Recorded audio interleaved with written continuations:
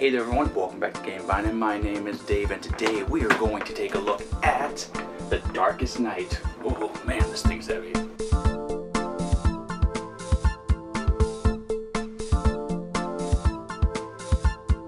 Now Victory Point is making a premier game line, and my favorite of all their games, hands down, was and is Darkest Night. I have the first copy right here, and this is the second edition. This was actually on Kickstarter. Now this, I played the heck out of this one, and it has an expansion to the first edition. I'd never gotten it, but this right here is the definitive edition. If you can't tell, this box is gorgeous. Very big, but absolutely gorgeous. And this has everything in it. It has almost 30 heroes. I think it's 29 heroes in this box. And basically what's going on in The Darkest Night is Necro, the Necromancer. Me and him are on a first turn basis, so I can call him Necro. So Necro, he has already won, and he has been serving up blights on a platter all over the land. And the last hope for anyone at this point are these 4 heroes. Now you always play with 4 heroes. This is a solo game as well as a multiplayer co-op game if you want. And since Necro has taken control of the land, these 4 heroes have to get these relics to perform a holy spell or take on the Necro himself and defeat him. Now, I'm not going to be going over every role in the how-to portion. I can't believe I have to say this every time, but don't take my how-to portion as the golden rule. I'm just giving you the basics so you can go ahead and know what you're getting yourself into when you purchase the game, and then you can read the rule book yourself, because there is a ton of stuff in this. Speaking of which, my arms are getting heavy, so let me show you the production of this game. We'll see what's inside, and then I'll tell you the how-to portion. Let's go.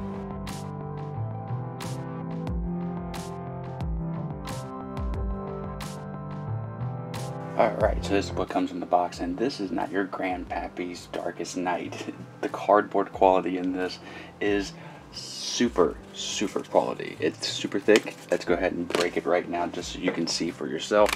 Look at this big board. The box is huge, and it may be a little oversized, but I'll take it because let me look at it up close. Look at that. I'm also very fond of the board. I like all the colors they used. It's still got a dark tone, but they somehow made it lively. I don't know how to explain it other than that. There is one miniature in the game. Now they could have went the miniature route with the characters, but they didn't because they have tons of characters. Now I have, like I said, the original set, but this has every expansion and a whole bunch more in here. Tons of cards. The weight really focuses on the cards. Their quality, the linen finish as well, and they have these long cards. There's so many cards in here. And the dice are really nice too, though I will say sometimes it's kind of hard to know what numbers you're getting. You have to take a second glance to say, okay, yeah, that's a 1. But I'm okay with that. It doesn't bother me too much. If you really want, you can change the dice, but look at all these cards. Then you have the manuals, which are pretty nice. They're written well enough. There were a few kinks that I got held up on, but knowing the original game was easy enough. But let me explain it to you right now on how to play. Let's go.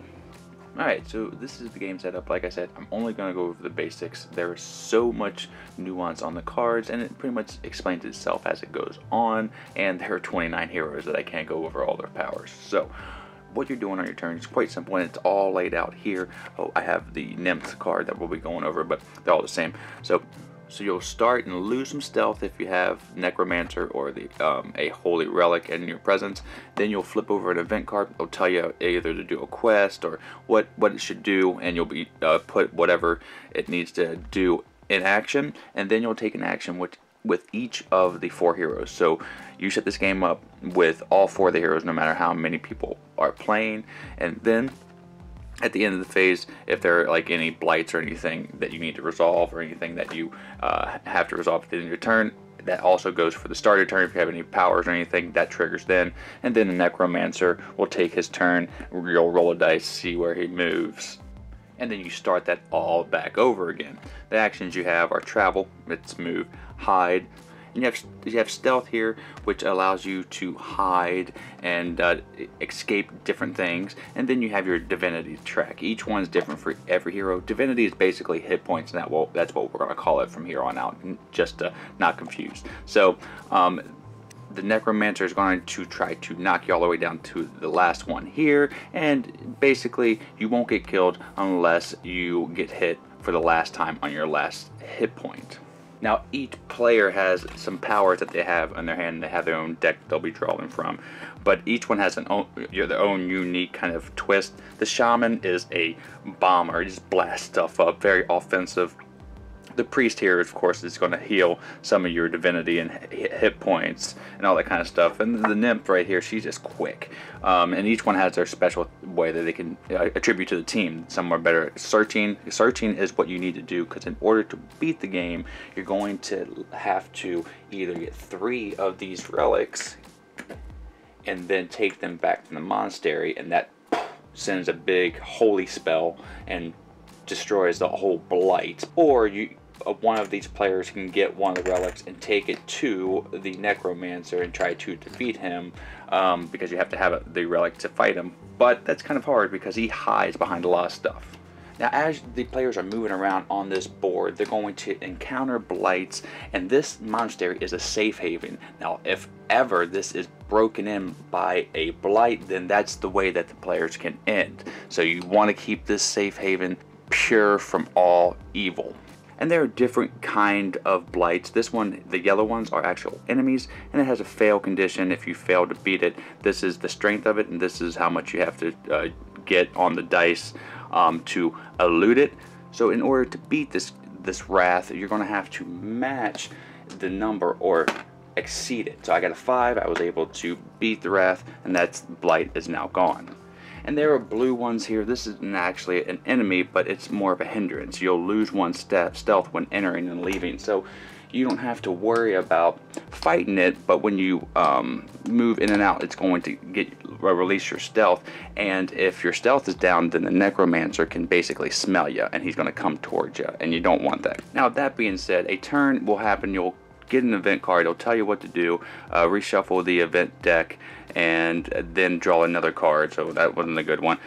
Okay, so basically this will say count the blights in a location, lose stealth, lose hit points, and of course you're going to be getting darkness. Now this darkness track here is going to tick up, and when it gets to 10, you're going to be drawing darkness cards, and those are bad. You don't want those.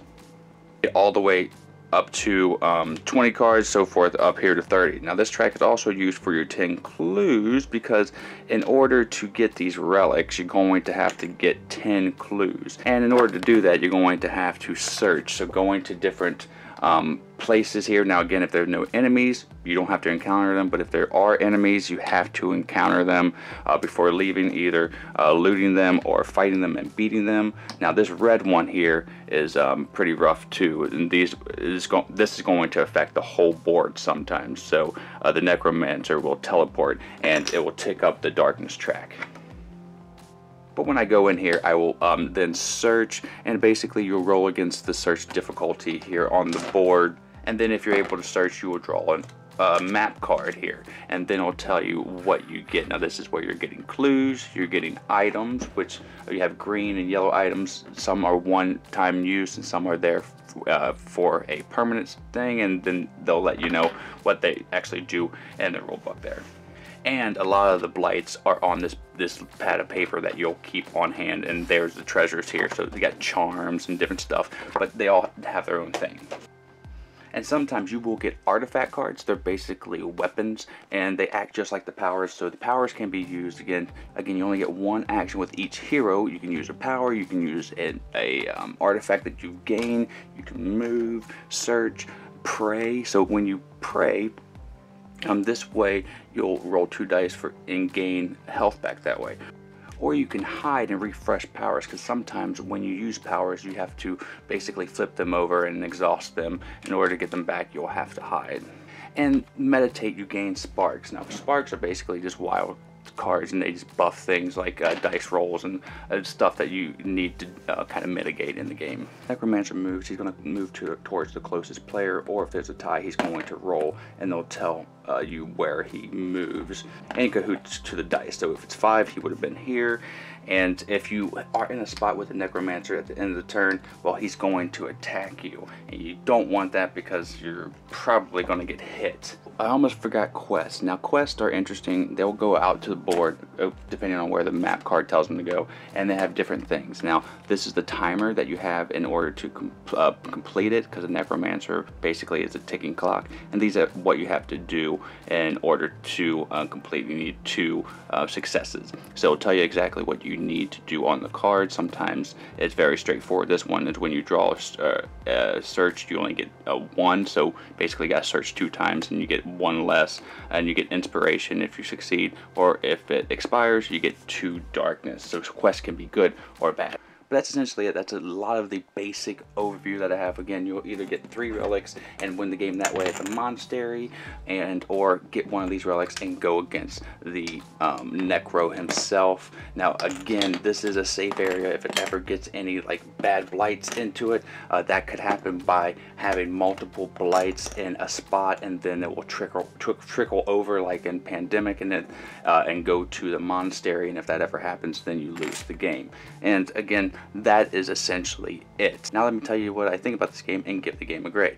And that is the basics of Darkest Night. Now, I definitely left out a whole bunch of stuff. I didn't really go over the quest too much, or the darkness cards, but in general, you're just trying to fight off the blights and defeat Necro in a certain amount of time and get those relics after finding so many clues and keys. I didn't mention keys, but that's another thing. But let's go ahead and give this game a grade. Now, if I had to give this one a grade, I would give it around an 85. I like it a lot, but this gets an extra 5 points and gets the GameVine Must Play Award, and 90 points for this game, and I like it quite a bit. The theme is fantastic. I love the twist on the evil person has already won, and you're in this world by yourself. You feel like your back's against the wall. This is not an easy game, but I played it so much.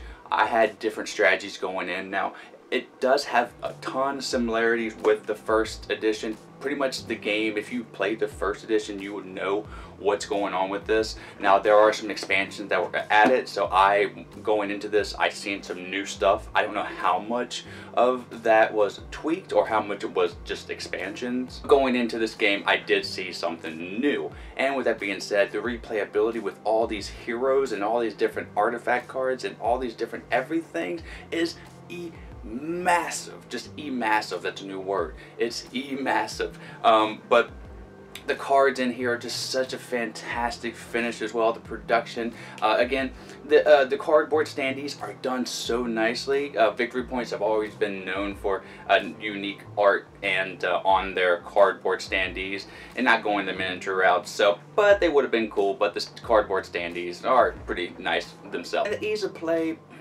it's not the easiest game to kind of learn, so you're gonna have to take your time and play it once or twice to really know what's going on. The solo variant is really the way to go. Co-op, I would say 2 players max. Once you get to 3 players, it feels like you're not really doing much in your turn, and the Necromancer is just having his way with you on his turn. So I would recommend this as a 2 to 1 player game. But I mean, if you want to have 3 to 4 players, it works. And that's going to be a gripe for people. And a few other things that knock it down is the footprint is huge. I can't believe I'm saying this. I love the board. It's fantastic. But I don't have much space in my house when I play these games. So I'm basically taking up a ton of floor space when I'm playing this, because it's the only place that's going to fit for me. So the footprint, I wish it was a bit smaller. Normally I want more. But in this case, I would have been okay if it was shrunk down. Again, that's just a minor gripe. I'm not knocking it down too much.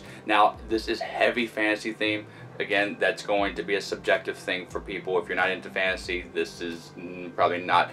And it can be lucky. I played a solo game where I died almost within like 15 minutes. The time length of this game can be long, know that, but again, it's one of those games where you want to sit down and this will be the main game of the night, the ender, the feature film of the night. So going into this game knowing you're going to play about an hour, hour and a half, it's just what it is. And it can be overwhelming to new players with all the text and all the sometimes fiddliness of everything moving around. So those are where the points kind of got docked, but 90 is a great score, and like I said, it gets my award for must play. So if you are into any kind of fantasy games and you like the solo kind of play, well, this is a shoo-in for you.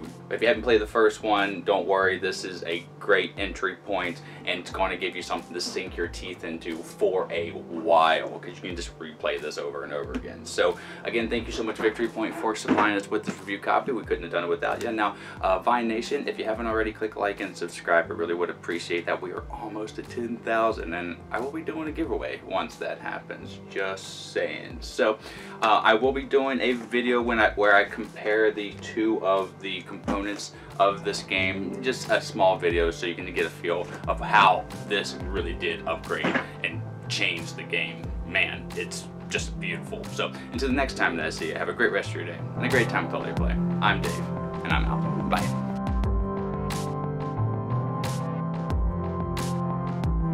Vine Nation, we love making content here for you on the channel, and we're almost at 10,000 subscribers, so subscribe now and help us out. This video right here, I think you'll like. This video right here, YouTube thinks you'll like. Or you can just sit here and watch me dance as a dinosaur for a little bit longer. You can visit us at our social media outlets, and we're going to be improving our Patreon here soon. That's all for today. Miko, it's time to go. Good girl, Miko.